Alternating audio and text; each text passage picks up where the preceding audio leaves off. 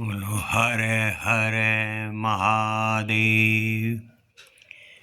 हर हर गंगे। ओम श्री परमात्मने नमः। ओम श्री परमात्मने नमः। ओम तत्सत। बच्चों, मेरे सभी लाडले बच्चों, मेरे सभी अमृतंश बहनों और भाइयों, महाकुंभ के अंदर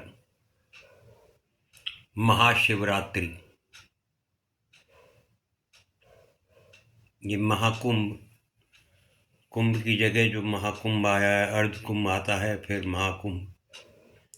ये महाकुंभ 144 साल बाद आया है।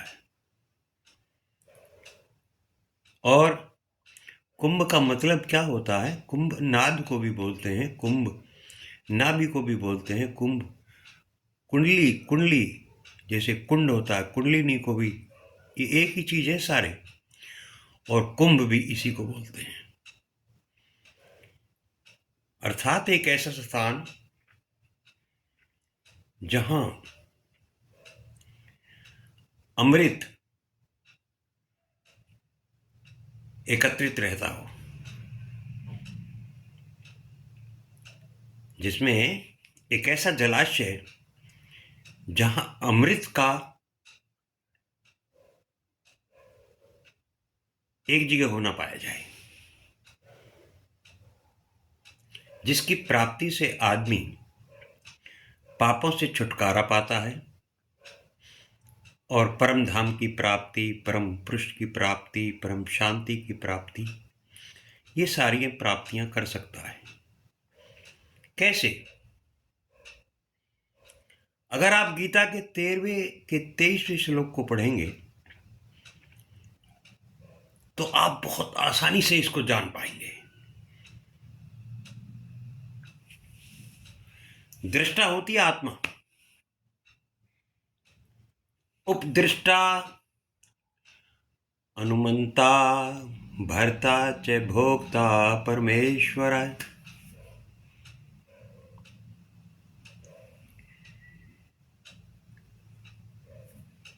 परम आत्म वेति च आप्युक्तो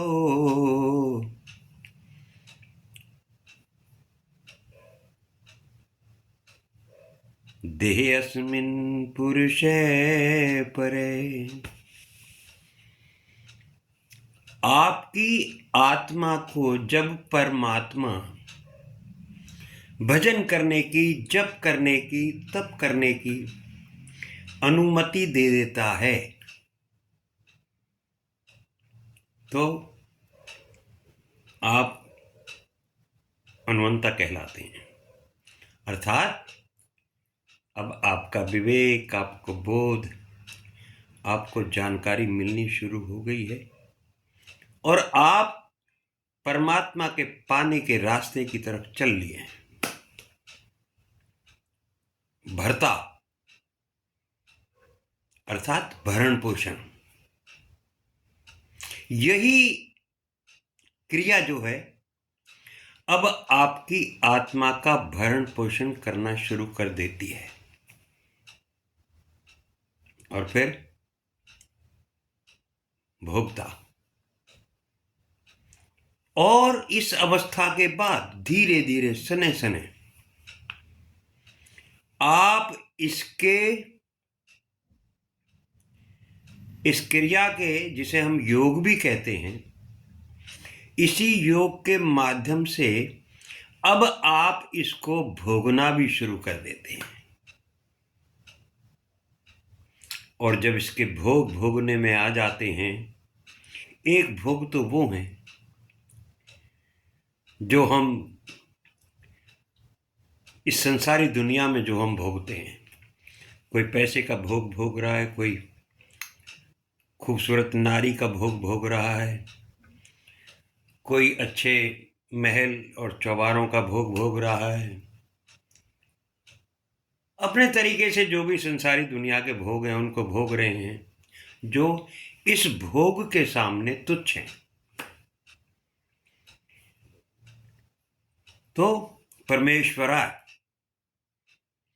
तो वो परम ईश्वर के रूप में परिणित हो जाता है।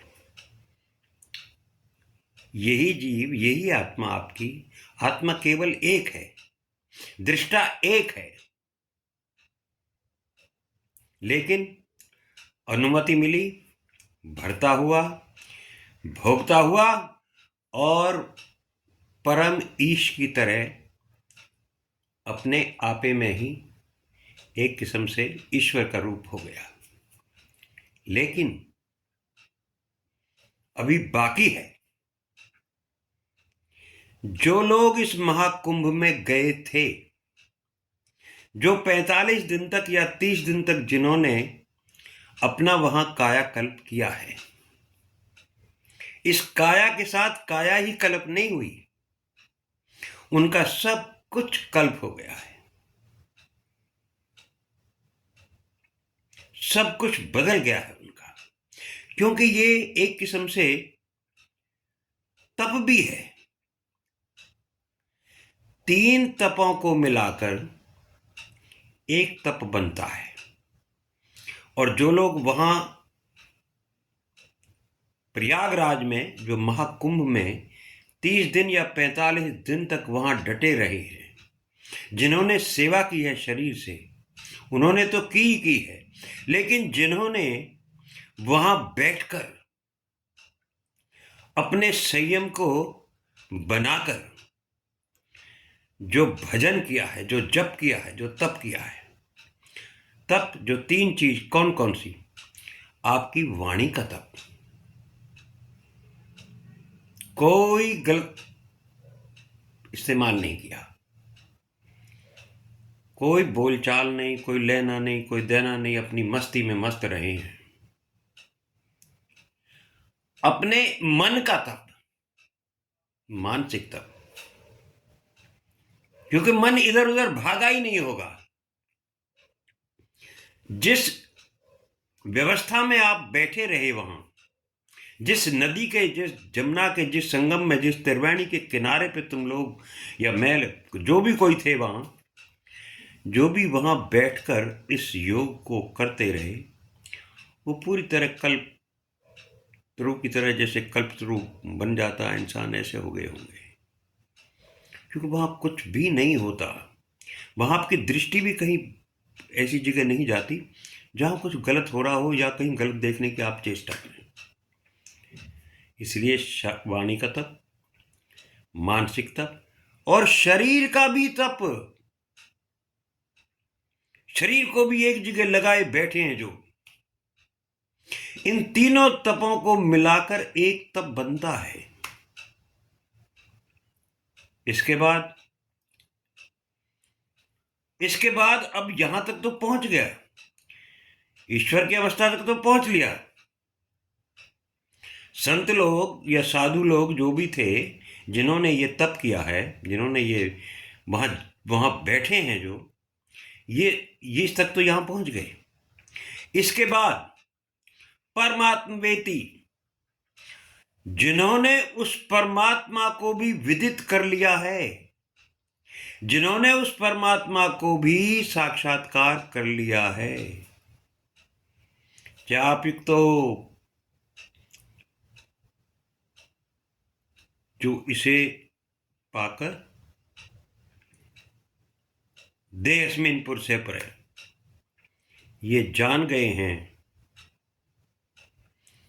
कि तू कोई और है, और ये घर जिसमें तू बैठा है, शरीर, ये खोल, ये मकान, ये टेम्परेरी दुकान जिसमें तू बैठा है, ये कोई और है।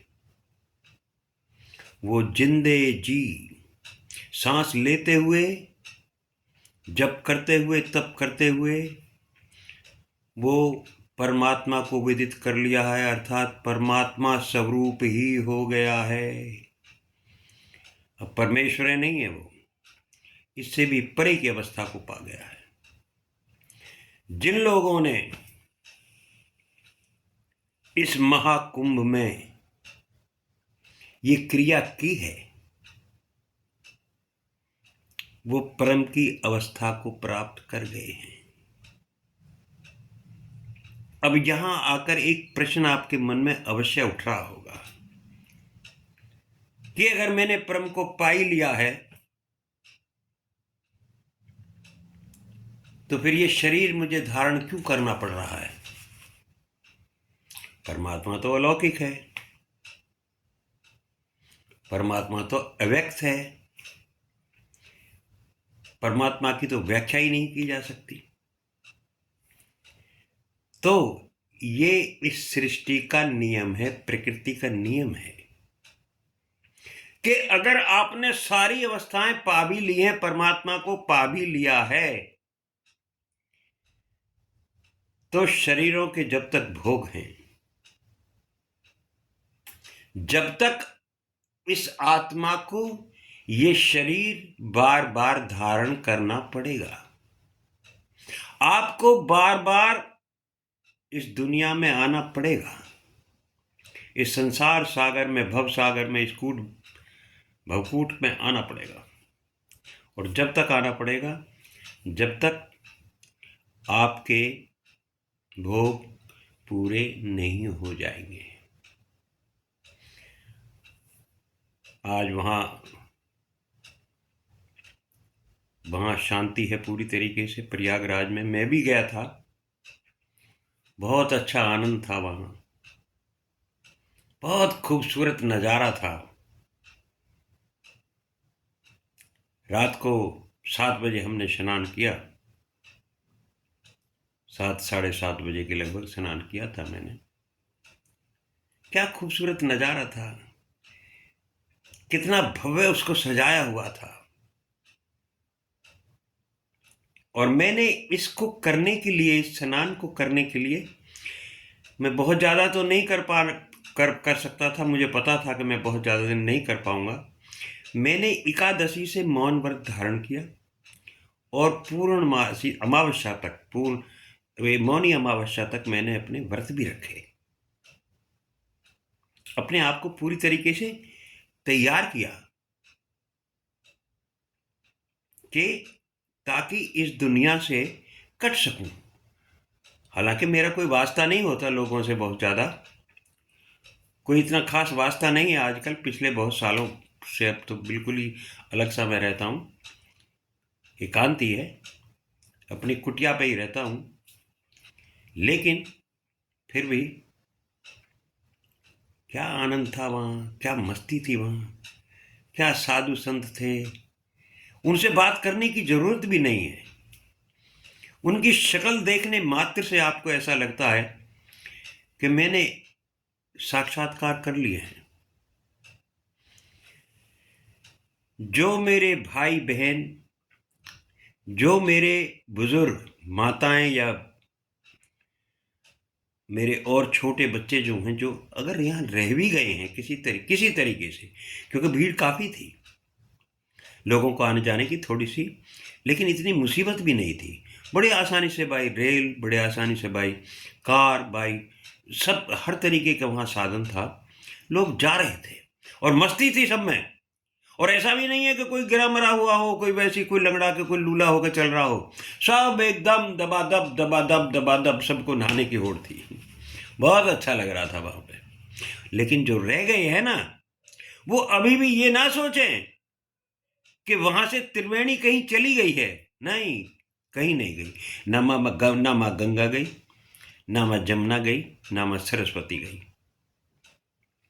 आप कतई ये दिमाग में ना सोचें कि आप रह गए हैं। जब भी आपको कभी मौका लगे, आप वहां अवश्य जाएं, और जरूर जाएं। आप वहां जब भी जाएंगे तभी आपको ये अनुभूति होगी कि मैं आज भी, अगर ये ललक आपके दिमाग में आज भी है कि मैं रह गया हूं, अगर ये सोच आपके मस्तिष्क में आज भी है कि मैं महाकुंभ नहीं जा सका, इन कारणों की वजह से नहीं जा सका, तो आप जब भी जाएंगे आपका ये कारण पूर्ण हो जाएगा। आपका वो कारण जो है ना, समाप्त हो जाएगा, और आपको भी वैसा ही आनंद मिलेगा जैसा आनंद उन लोगों ने महाकुंभ में प्राप्त किया है। क्यों? क्योंकि आपके दिमाग में वही रील, वही जो ना सारा सिस्टम वही चल रहा होगा कि मुझे महाकुंभ जाना था, मुझे जाना था। एक बार एक शिष्य मेरे से बोला जी, कई बार ऐसा होता है बाबा जी कि सर्विस के चक्कर में मेरे से भजन नहीं होता और फिर मैं पूरे दिन परेशान होता हूं। मैंने कहा बेटा, उसको बड़े प्यार से मैंने समझाया। मैं कहा देखो, मेरी इस बात को अगर आप गौर से समझ लेंगे और सुन लेंगे तो आपका ये भ्रम दूर हो जाएगा। कहने लगा क्या? मैंने कहा जब आप भजन का समय निकल गया और ड्यूटी पे चले गए, आप ड्यूटी पे आ गए, और अगर ड्यूटी के समय भी आपका दिमाग आपके भजन के स्थान पर या आपके इष्ट में लगा है और आप ये पश्चाताप बार बार कर रहे हो कि मुझसे आज मेरा भजन नहीं हुआ, मुझसे आज मेरा भजन नहीं हुआ, तो एक बात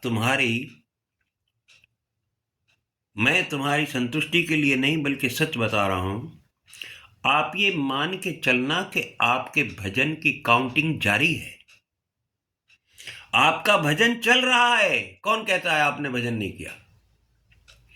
आप अगर पश्चाताप भी कर रहे हैं कि मेरे से भजन नहीं हुआ, मेरे से भजन नहीं हुआ, तो आपका भजन चल रहा है। आप मस्त रहिए, और जिस दिन ऐसा हो जाए, जिस दिन देखो संसार है, ये ग्रस्त है, इसमें ये देर सवेर आना जाना, करना खाना, ये तो करना पड़ेगा। ग्रस्त जीवन के यही तो काम है, और क्या है। लेकिन इस ग्रस्त में भी इतनी सोच रखना, ये बहुत बड़ा काम है जो तुम कर रहे हो। इसलिए जो महाकुंभ के इस पर्व से, ये जो 45 दिन का जो मेला था, जो इससे रह गए हैं, वो अपने आप को आज भी जब कभी वो जाएंगे और इसी विचार को, इसी सोच को लेकर जाएंगे कि मैं महाकुंभ जा रहा हूं, मुझे अब समय मिला है या मेरा अब आना हुआ है, तो वो उनके लिए उस दिन भी वो महाकुंभ ही होगा। बशर्ते आपके दिमाग में ये बात, ये कसक जो ना, ये रहनी चाहिए कि मैं महाकुंभ से रह गया और मुझे जाना है। जैसे बहुत सारे कर्मचारी ऐसे थे बेचारे, जिनकी 24-24 घंटे की ड्यूटी भी लगी हैं। बहुत कर्मचारी बहुत दूर के भी होंगे, कुछ ऐसे लोग भी थे जो नहीं आ सके, कुछ किन्हीं कारणों की वजह से, पारिवारिक कारणों की वजह से हो सकते हैं, घर में कोई और समस्या हो सकती है, कुछ और समस्या हो सकती है, तो उनके लिए महाकुंभ वहां ये जब तक रहेगा, जब तक उनके मन में ये बात, उनके मस्तिष्क में ये बात खटकेगी, वो जब भी जाएंगे तभी वहां महाकुंभ होगा उनके लिए। तो इस तरीके से जिन लोगों ने इस महाकुंभ में, उस महाशिवरात्रि के दिन योग ध्यान किया है, उन्होंने, आप समझ गए होंगे कि मैं क्या कहना चाहता हूं, उन्होंने परमात्मा की प्राप्ति की है। वो अवश्य कदम बढ़ाए हैं उन्होंने। इसलिए महाकुंभ, और महाकुंभ में शिवरात्रि का, महाशिवरात्रि का आना, हम लोग इन चीजों पे भरोसा बहुत कम करते हैं। विज्ञान ने जब से पैर फैलाए हैं पूरी तरीके से, तब से हम क्या हुआ है, ज्ञान की तरफ से हटकर हम विज्ञान की तरफ चले गए हैं। ज्ञान से हमें मोड़ दिया है। किसने? विज्ञान ने। यहां आकर जो है, हम थोड़े से अपने रास्ते से भटक गए थे। अभी धीरे धीरे कुछ प्रयासों के माध्यम से, कुछ संतों के माध्यम से, जैसे मोदी जी हैं, योगी जी हैं, और बहुत सारे संत हैं, बहुत उच्च कोटि के संत हैं। उनके माध्यम से ये जो दोबारा हमारी वापसी हो रही है ना, हम भाग्यशाली हैं, हम बहुत बड़े भाग्यशाली हैं। हम दोबारा अपने उस रास्ते की तरफ चल रहे हैं जहां मस्ती से भरा जीवन है, जहां मस्ती के अलावा कुछ है ही नहीं। इस कर्म को करने वाले, गंगा मां को मां मानने वाले, नर्मदा मैया को मैया मानने वाले, मां सरस्वती को, मां जमुना को जो मां मानते हैं, दूसरा उसमें कोई पेशाब कर रहा है, तुम ये ना देखो वो तुम्हारे लिए क्या है, तुम ये देखो। दूसरा पानी फैला रहा है, ये ना देखो कि वो फैला रहा है, तुम ये देखो कि तुमने पानी कितना बचाया है। दूसरा कोई किसी किस्म से भी जो ना कोई कुछ भी कर रहा है, किसी चीज को वेस्ट कर रहा है, तुम उसको मत देखो कि वो वेस्ट क्यों कर रहा है, तुम ये देखो कि तुमने कितना बचाया है। इसलिए इस महाकुंभ की इच्छा को अगर पूरी नहीं कर पाए हो इस बार, तो इसको जब तक संजो के रखना, जब तक कि आप वहां महाकुंभ ना हो आओ, लेकिन जाना जरूर। आपको आनंद आएगा, संतुष्टि मिलेगी, आपको एक रियलाइजेशन होगी, सेल्फ रियलाइजेशन होगी, आपके भीतर एक संतुष्टि आएगी, और आपको ध्यान योग में भी मदद मिलेगी। तो मैं आज सिर्फ इतना ही कहना चाहता था आप लोगों के सामने। और अब भारत माता की जय, जय हिंद की जय। और चलते चलते अब हम ये महाकुंभ में महाशिवरात्रि में आज योग के भोग से परम की प्राप्ति, ये ऐसे प्राप्ति होती है।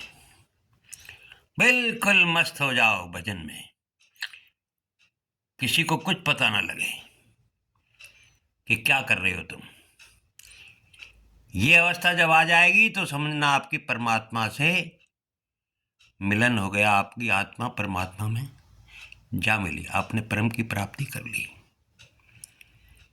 भारत माता की जय, जय हिंद की सेना, राधे राधे।